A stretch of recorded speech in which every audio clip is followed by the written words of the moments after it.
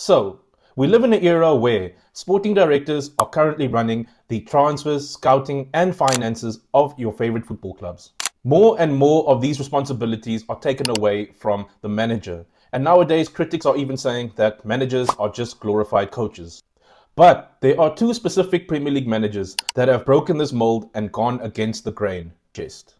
So, football at the highest level has reached a new era where the executives, i.e., the sporting directors, the technical directors, or the directors of football, whatever you want to call them, are running everything behind the scenes at your favorite football clubs, which includes transfers, scouting, finances, and the long-term vision of the club. Critics and pundits have even gone as far to say that nowadays football managers are just glorified coaches. So, what exactly are sporting directors? Well, in a nutshell, the executives in charge of the long-term vision of the club, the hiring and firing of managers, the recruiting of players to suit the manager's style of play, and the club's finances. Now, this isn't to say that the modern football manager has no say over recruitment. It really depends on club to club. For example, Diego Simeone has massive influence over the transfers and recruitment at Atletico Madrid, whereas Carlo Ancelotti, Arbeloa, when they were at Real Madrid, and Arne Slot when he was at Liverpool, had basically zero to no influence over the transfers.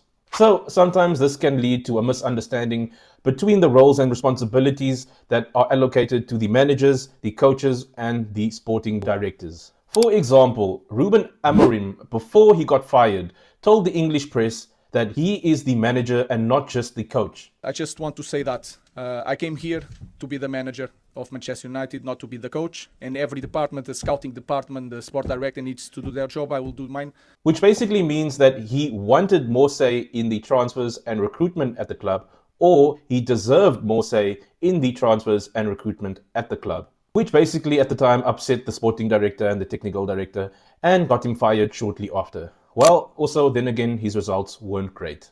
They then replaced him with Michael Carrick, who is literally just a football coach. So basically, he has to be happy with whatever players the club brings in and buys, even if they have to buy or re-sign Bebe. Bad example, I know. Now, a lot of older football fans are more familiar with the classic style football manager. For example, the Sir Alex Fergusons, the Arsene Wengers, who literally had a say in almost everything when it came to the running of the club. Transfers, scouting, contracts, academy setup, and sometimes even the diets of the players. Well, apparently. So, in today's episode, we'll be analysing the two new managers in the English Premier League who have gone against the grain and reverted back to a more old school style of management. And we'll call it the return of the classic manager, aka Tottenham's Roberto De Zerbi and Chelsea's Xabi Alonso. Starting off with Tottenham Hotspurs. So why did they sign Roberto De Zerbi? Well, Tottenham have been through a very volatile last few seasons, winning the Europa League, 2 relegation scraps, and countless hiring and firing of football managers. But essentially, or well, technically, Spurs do find themselves under new owners. Well, not exactly. A new ownership structure, actually. Basically, ENIC Sports Development Holdings, they're not exactly the new owners, but the Lewis family remains majority shareholders of the club. So basically, 8 Sports Capital bought 25% of ENIC, which reduced Daniel Levy, the previous chairman of the club, reduced his control of the club significantly. Now that we've got that out the way, let's get into the nitty-gritty. This is where things start to get interesting. So the new ownership structure are very ambitious. They've injected the club with a lot of cash, and they've been looking for a manager to match that ambition. So in steps Roberto De Zerbi, who basically matched the vision of the new ownership and has been designated as the new man to kick off the new era for Tottenham Hotspurs. And basically they were looking for a manager who was willing and ready to dominate games, play attractive football, develop youngsters, and was able to attract top players. Basically what they saw in De Zerbi is that he's basically a Pep Guardiola with anger issues and a head full of hair. And speaking of Pep Guardiola, he even came out and hailed De Zerbi as one of the most influential football managers over the last 20 years, due to what he had achieved at Brighton and the manner in which he did it. Basically helping Brighton finish 6th during the 2022-23 season and getting Marseille to finish 2nd during the 2024-25 season. But the problem with De Zerbi is that sometimes he's been too ambitious for the clubs that he was employed at, which led him to having fallouts with the Brighton and Marseille executives and players regarding the trajectory of the clubs. Because basically he wanted the clubs to achieve more. And by doing that, he wanted clubs to sign certain players and try to convince them not to sell certain key players. And essentially this is what sets De Zerbi apart from his peers. It's that he has this ambition and he wants a big influence over the transfer activity of the club. Hence, he was able to convince the ownership of Spurs to buy Mateus Fernandes from West Ham and Sandro Tonelli from Newcastle, which basically broke Spurs' transfer record twice and also broke their wage structure.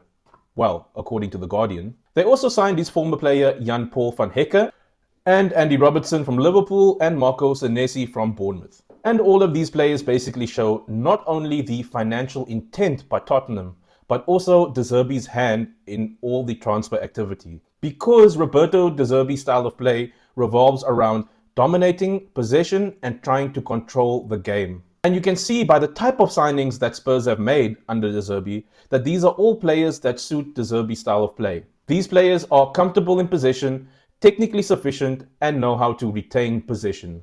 Another interesting development that we should all keep our eyes out for is the fact that De Zerbi is an excellent football coach. And what I mean by that is that he basically knows how to take players and get them to punch above their weight and perform at a higher level. Some of his former players, including Adam Lallana and Kevin Prince Boateng, who mentioned on the Rio Ferdinand podcast that he has a very keen eye for attention to detail and that he'll work on the most intricate aspects of his players' game to get them to improve and take them to the next level. For example, the studs on the ball phenomenon is actually something that he coined. And the reason I mention this is because even the most loyal Arsenal supporter can actually admit that Spurs have a really stacked squad. If you think of some of their star players and top prospects such as Mohamed Kudus, Dejan Kulusevski, James Maddison, Xavi Simons, Pedro Porro, etc. So basically the owners at Spurs have entrusted De Zerbi to get the best out of these specific players. So one question that still lingers from most football fans is, where do Tottenham Hotspurs get all this money from? Well, besides the fact that the new owners injected a lot of money into the club, they've also got a big squad. And a lot of these players have actually mentioned that they intend to leave or are dead wood, so the club will sell them in any case. For example, Vuskovic has already been sold to Brighton for 46 million. Romero has already showed his intention to leave. Van der Ven has already mentioned that he might be on his way out. Berg Valley and Vicario are also players that might leave. And all of these players should generate some very generous income for Tottenham.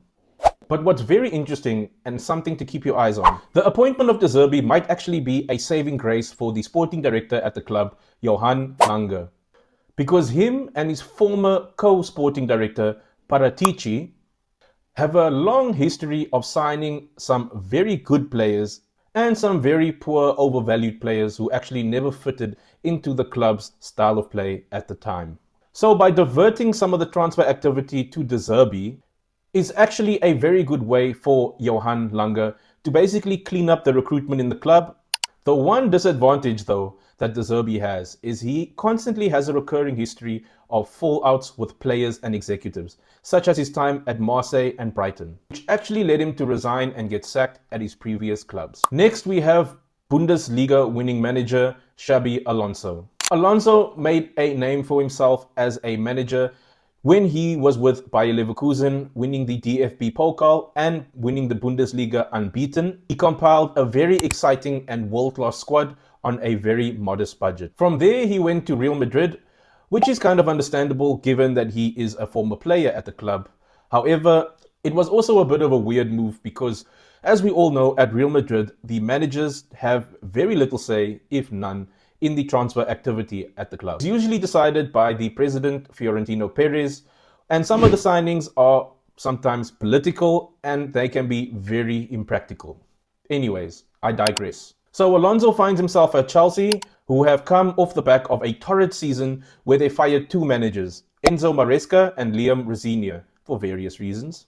And the problem with Chelsea is that they're currently in a very bad financial state. I'm talking like Barcelona 2020, 2021 type broke. So the last few seasons under Blueco, or Clear Lake Capital, they've had a mix of some very underwhelming signings who've been extremely expensive. And they've also made some pretty good signings, I can't lie. But as things stand, the club finds themselves about £260 million in debt, according to Sky Sports. And a lot of this is owing to spiraling wages, agent fees, transfer fees, and just generally buying overvalued players. And on top of that, the bad performances on the pitch haven't helped the club either. Now, they've invested a ton of money into some top prospects who were on loan at other clubs the previous seasons or were at their sister club, Strasbourg. And then you have incoming transfers like Emmanuel Imega, who the club signed before Xabi Alonso was signed as the coach.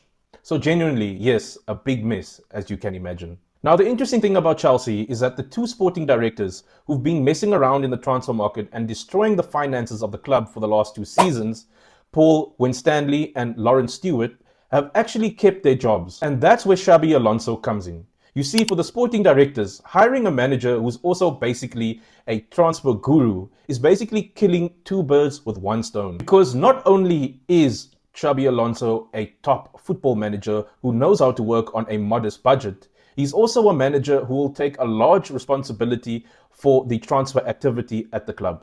So basically, he's the saving grace of the sporting directors at Chelsea. And if we're being honest, Chelsea will also have to sell a few players to keep up with the PSR, which they have already done by selling players like Andre Santos. They're probably going to sell Garnacho. They've already sold Cucurella, which was quite odd because a lot of fans thought that he would do quite well under Xabi Alonso. So now let's analyze Xabi Alonso's style of play. And we'll probably use his time at Leverkusen as a better reference point, because at Real Madrid, they basically have a list of star players that you have to try and accommodate. So basically, the club's tactics and style of play has to revolve around these star players. So at Leverkusen, he played with a 3-4-2-1, which included wingbacks or wide midfielders, double midfield pivot, and 2 attacking midfielders, and then 1 lone striker. And his style of play basically included building up from the back, using the wingbacks and their explosive runs to counter. The double pivot centre mids and attacking mids would generally overload the midfield, and the midfield would essentially have to know when to hold position or when to unleash the wingbacks and the strikers with counter attacks. So in general, the style of play was basically a mix of holding on to position and through balls to break the lines of the defense when necessary. Anyways, at Chelsea, you can see Xabi Alonso's influence over the transfers so far. For starters, he almost got Chelsea to sign Granit Xhaka from Sunderland, who is a former player that used to work under him at Bayer Leverkusen. It also made sense because Chelsea genuinely have a very young and inexperienced squad. However, the transfer fell through and it never happened. The second signing was Marco Palestra, who is an attacking wingback or wing. Similar profile is maybe Grimaldo or Jeremy Frimpong. He's an attacking wingback who's good at dribbling and making overlapping and underlapping runs, good in build-up and ball progression, so definitely a typical Xabi Alonso type signing. The second signing so far is Giovanni Cuenda. He is basically a winger who can play on either side and is elite on one-on-one dribbling and is very dangerous in attacking open spaces. But what sets him apart and what attracted Xabi Alonso to him is the fact that he is extremely hardworking off the ball and is very efficient in tracking back. And he actually has experience playing wingback under Ruben Amorim at Sporting Lisbon. So definitely you can see Alonso's influence over the transfer so far. But what's more interesting is to see what he does with certain key players at Chelsea, such as the likes of Reece James, who can play either wingback, right centre-back, or even centre-mid in a double pivot, or other key players such as Cole Palmer, who can play out wide, but is best used as a number 10. Essentially, Alonso does have a squad full of very talented players. However, it might take a bit of time for the squad to adapt to his style of play. But overall, this is a move for Chelsea in the right direction because, like we've mentioned, he is a manager who knows how to work on a modest budget, and Chelsea will have to sell a few players this season.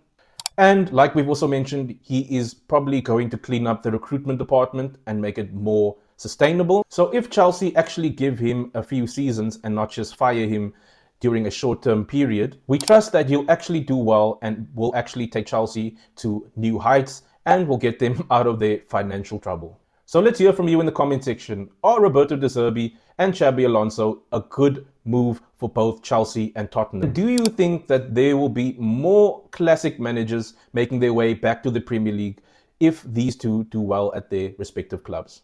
Thank you for watching another episode of TAMFC, where we break down football developments holistically and inform the opinions of football fans and ultimately make it easy for viewers to digest.